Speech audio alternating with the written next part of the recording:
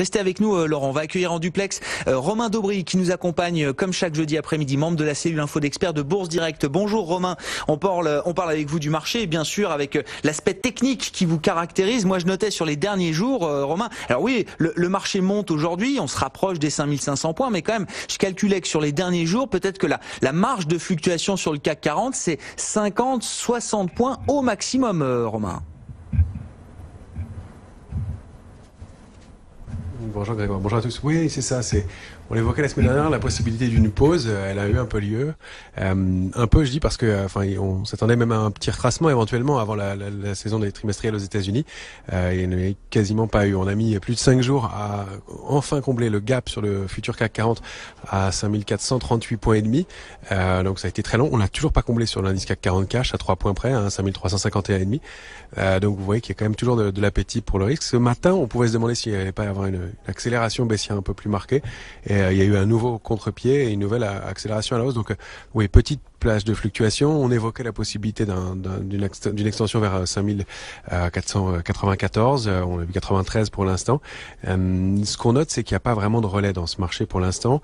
Il y a peut-être la fin de la pause en question, puisqu'on accélère un peu aujourd'hui, mais c'est quand même pas très fort et on note plutôt un essoufflement. Alors il y a plusieurs signaux à ça. Déjà pas de relais sur le futur CAC 40. Hier, on est monté de 13 points sur l'indice parisien. Et au cours de cette hausse, on a détruit 8000 contrats futurs, ce qui porte la position à moins de 300 000 contrats futurs. Donc c'est quand même pas très étoffé, pas très étayé. On est environ 70 points plus haut que la dernière échéance des marchés dérivés. Donc et on a progressé de 70 points. Et au cours de cette hausse, on a détruit des contrats futurs, environ 18 000 contrats futurs. Donc on monte, mais un peu avec une absence d'intervenants, un peu avec des arbitrages, des allers-retours. Alors on constate qu'il y a des secteurs qui prennent un petit peu le relais, on les avait évoqués, mais ça manque un peu de densité. C'est visible un peu partout. Donc il y a aussi la nervosité dans ces prises de position. On constate que sur les titres qui sont susceptibles de rattraper un peu, je pense aux équipementiers automobiles qu'on évoquait aussi, qui sont à mon sens toujours intéressants, plus que le secteur automobile en lui-même, ou alors sinon sous forme de tracker, mais les équipementiers automobiles qui font des arbitrages, des allers-retours assez rapides. Donc ça manque de densité. On a des divergences aussi techniques et puis des divergences de volume. Les volumes sont quand même un peu plus faibles. Donc voilà, ça laisse à penser qu'on va avoir du mal à aller chercher des extensions. Ce qu'on peut remarquer graphiquement, en tout cas sur l'indice CAC 40, ce qu'on va surveiller dans les heures à venir, en tout cas ça devrait se décider assez vite, c'est que sur l'indice parisien, on est dans une figure graphique qui est très compliqué à travailler, qui s'appelle un triangle inversé. Ça peut être cette figure-là, elle est susceptible d'être invalidée. Un triangle inversé en haut de marché, c'est un signal qui donne 9 fois sur 10 un mouvement de baisse. Donc ça, c'est plutôt assez fiable. Ce qu'il est moins, en revanche, c'est la façon de le travailler, parce qu'on ne connaît pas bien les bornes. Compte tenu de sa structure, c'est une zone de cotation qui est de plus en plus large, et donc on ne sait jamais très bien où sont les bornes de cette figure, enfin, les amplitudes de cette figure, qui pourrait être une figure de retournement baissière. Mais elle est petite, donc elle donnerait dans tous les cas pas un mouvement de baisse très marqué, mais quelque chose qui est à surveiller. De la même façon, sur le S&P, on s'inscrit dans une figure en biseau ascendant. Le marché l'a identifié manifestement parce que il travaille sur la borne haute de ce biseau depuis plusieurs séances maintenant, sans aller la franchir. Mais il n'y a pas pour autant d'attaque baissière. Donc, comme je vous le disais, sur le futur CAC 40 à Paris, baisse du nombre de contrats futurs avec la hausse du marché d'hier. On n'a pas pour l'instant d'indication de nouveaux vendeurs qui entrent dans le marché.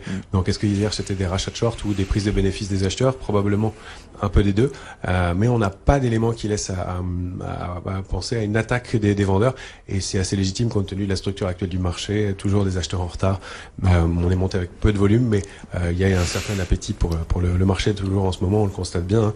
Vous avez vu le retournement assez brutal de ce matin où on était largement en territoire positif, on est légèrement passé dans le rouge et on a fini par accélérer pour être presque en hausse d'1%. Donc voilà, il y a toujours un marché assez nerveux, hyper technique en tout cas, la zone 489-494.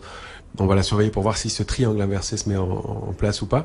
Sinon, on a toujours notre extension importante majeure à 5524, 5528. Je parle du futur CAC 40, qui pourrait être vraiment, pour moi, l'extension max dans les jours à venir. Et c'est un peu la même structure pour les marchés américains, où on voit que là, on commence à avoir un peu de mal à continuer.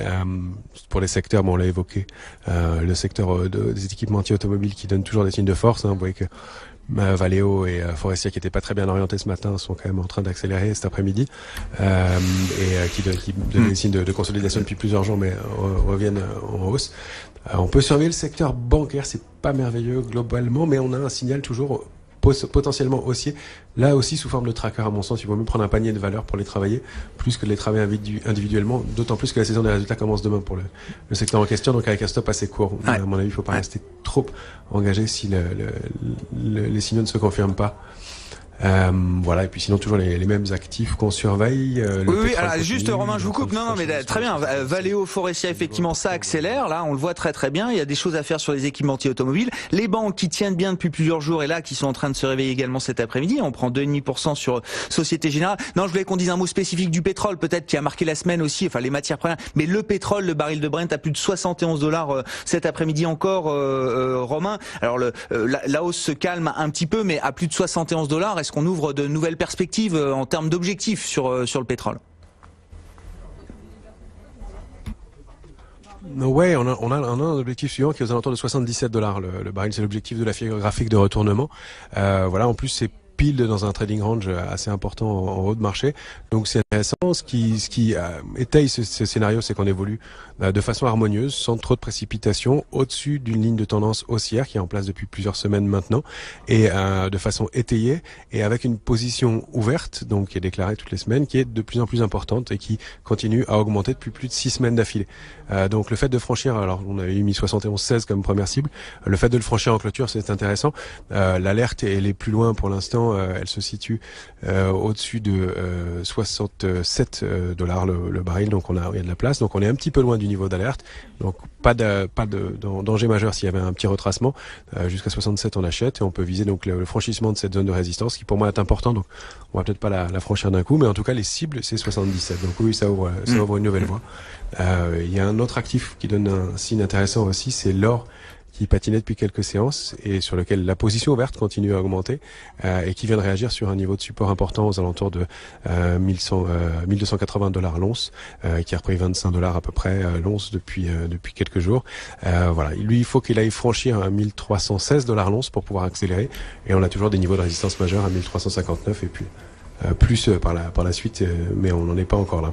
Non, l'once d'or autour des $1300 cet après-midi à quelques dollars près. Et puis le pétrole à plus de $71. On parlait du baril de Brent. Bon, l'or et le pétrole se calment un petit peu aujourd'hui. On marque une petite pause, mais c'est vrai que ce sont des actifs là qui ont bien progressé encore ces derniers jours tout court. Merci beaucoup Romain Dobrey qui est avec nous en duplex, membre de la cellule info d'experts de Bourse Direct.